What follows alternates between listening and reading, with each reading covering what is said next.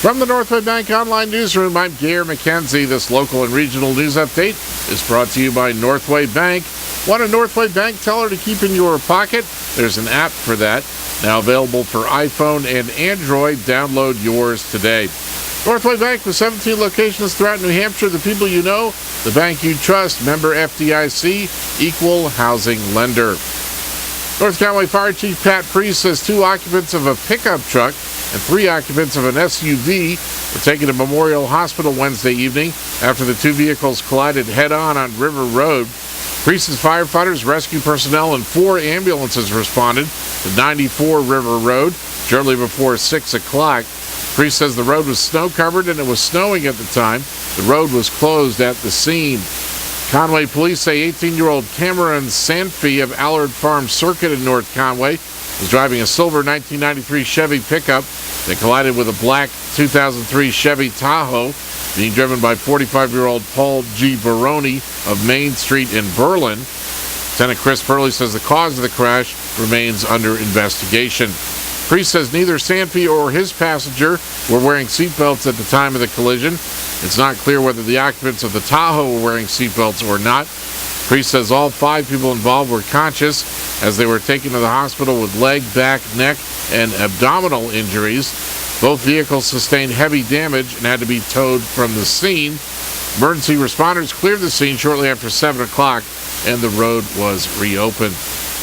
The New Hampshire Attorney General's office says a 30-year-old Ossipee man pled guilty to being an accomplice to second-degree murder and has been sentenced to a term of 35 years to life at the state prison.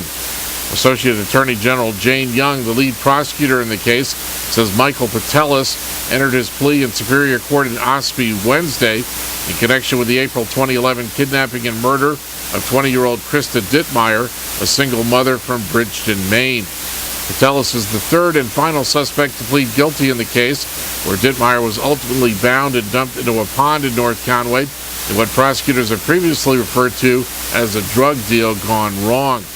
29-year-old Anthony Papil of Ossipee was sentenced to 50 years in prison last year after he admitted committing the murder, and 24-year-old Trevor Ferguson of Tamworth is serving a nearly 6-year sentence after he pled guilty last year to conspiracy to commit robbery and hindering apprehension or prosecution. Ferguson admitted picking Papil up and driving him home after Papil dumped Dittmeyer's body.